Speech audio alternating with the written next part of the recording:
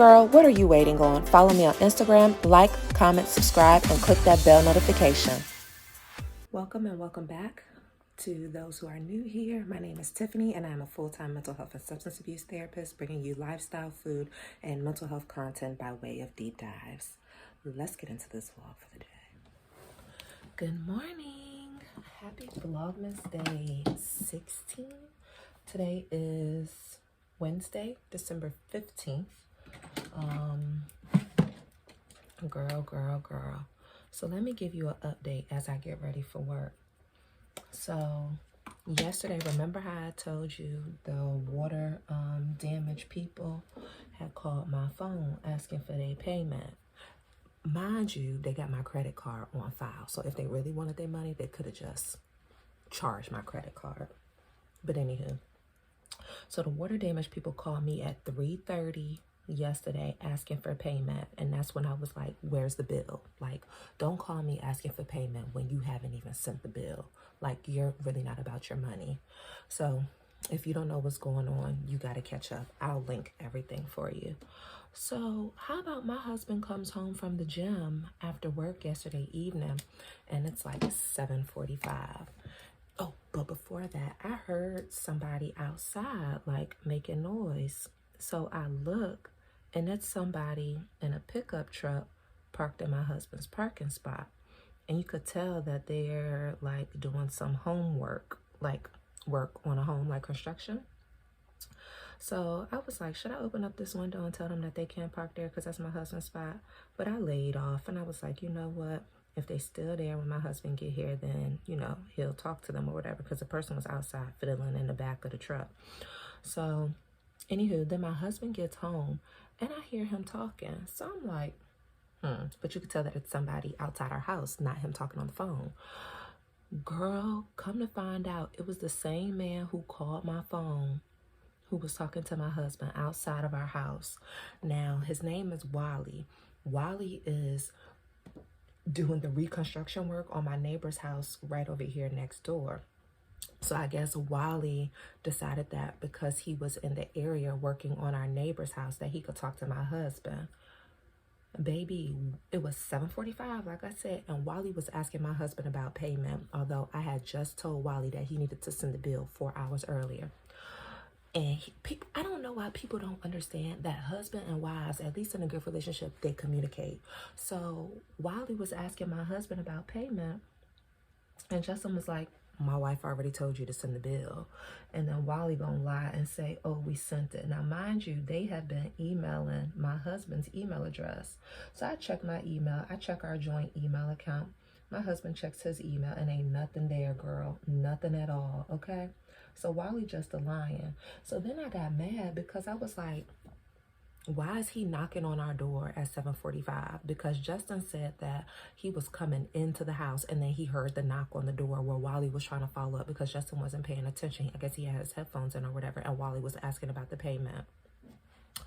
Baby, I went off. I paused for a second. I continued doing what I was doing in the kitchen, but then I got upset. I'm very big on principle, and I don't like it when people lie for no reason.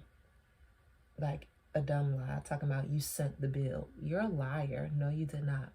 So I called Wally's ass, and he lucky he didn't answer, but I laid into him on that voicemail. I said, Wally, you called me earlier today. Do not ever knock on my door at close to 8 p.m. asking about payment when I already said that you need to send a bill. Do not knock on my door again at 8 p.m. Like, what? And this is my issue. Why is it that people who work in service industries feel like they don't have to be professional? Why is it that only people who have a desk job are expected to be professional? Why? Why do you not have your paperwork? Why are you lying? Why are you knocking on doors? Why are you contacting customers, acting like they're not trying to pay you when really you just haven't done your job because we have the money? Like, girl, I take issue with that. So I laid into him. And I'm very big now on pausing before I open my mouth. And I have to check, you know, you got to check, like, is this a real issue? Is this issue worth mentioning something about? Is it a principal issue about respect? Is it an issue about safety? And it was all of that for me. Don't you ever knock on our door at close to 8 p.m. asking for some money when you have already reached out via email. So yeah, I laid into him. So we're going to see if they send this bill today. I told y'all they just trying to get this insurance money anyway. So there's that.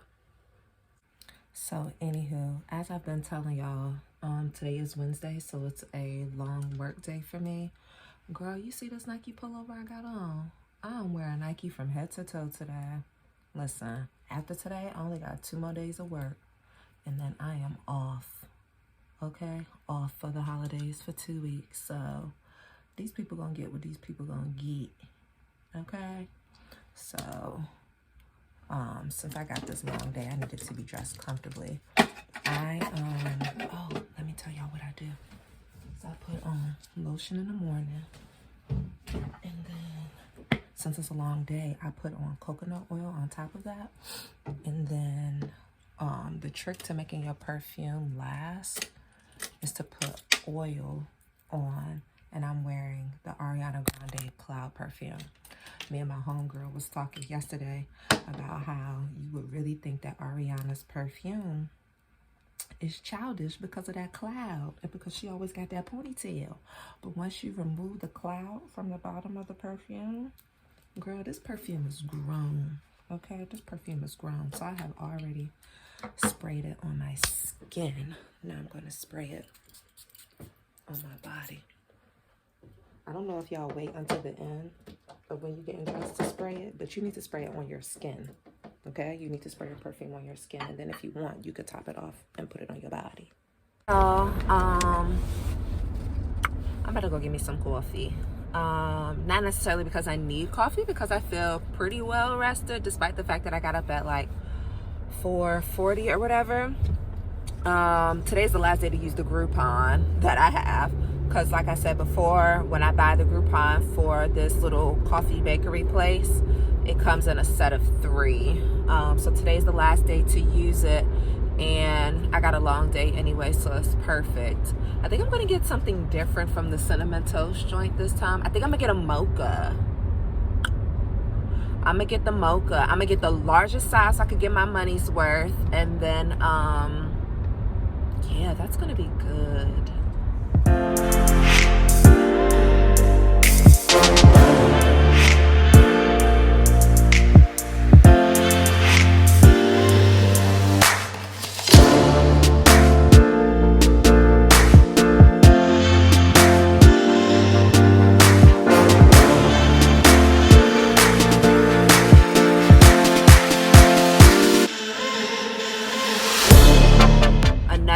To help you determine if you should actually open up your mouth and speak when you are bothered by something is to consider HALT.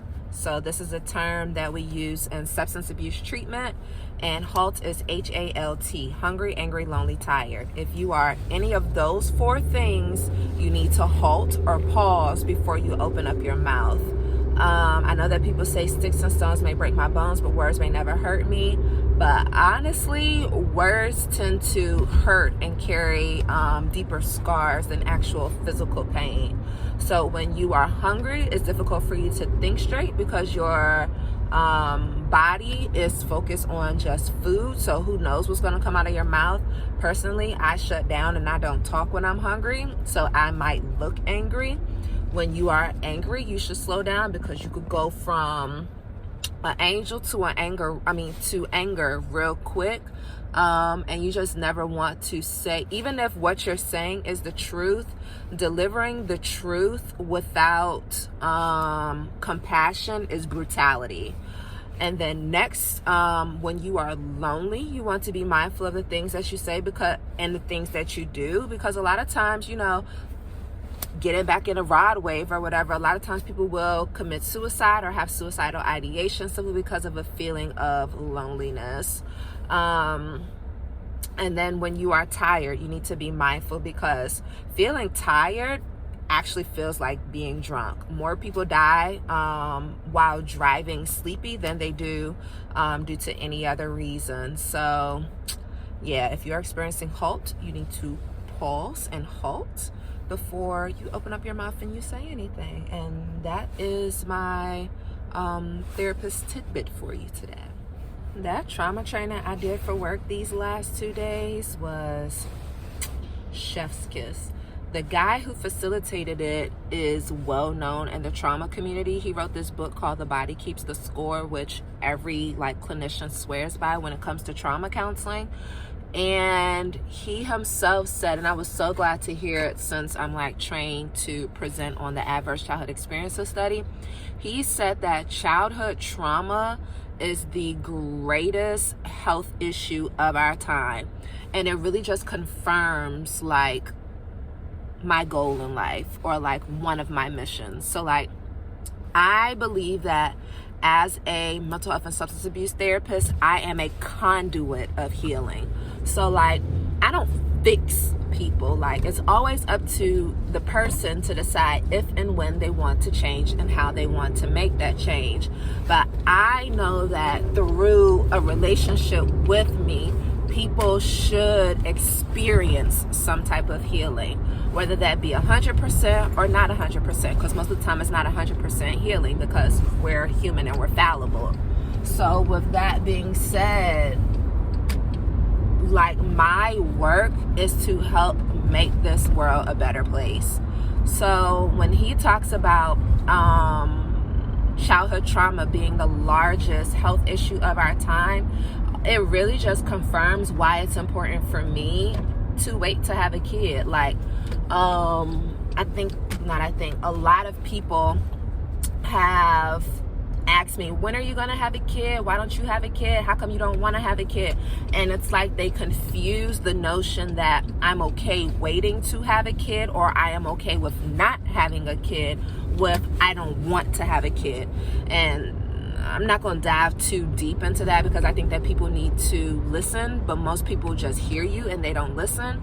But one of the reasons why it was important for me to wait is because I'm a mental health therapist and parents be effing kids up. So I need to make sure that I am whole before I birth another human being to add to this world. Because it's not fair to say, well, I want a kid, so I'm gonna just have one. Well, I want a purse, so I just go buy a purse. This is a whole life. I feel that there should be a deeper reason behind having a child than simply, oh, I want one, they're so cute, I want to be a mom. Lit. So that's where I stand. And when the facilitator, Dr. Bessel Vanderkolk, was speaking about childhood trauma, I was just all of this makes sense. And really the reason that our world is an effed up place is honestly because there are a lot of effed up parents in this world. I said what I said and I'm not going to take it back. So there's that. Let's go walk into work.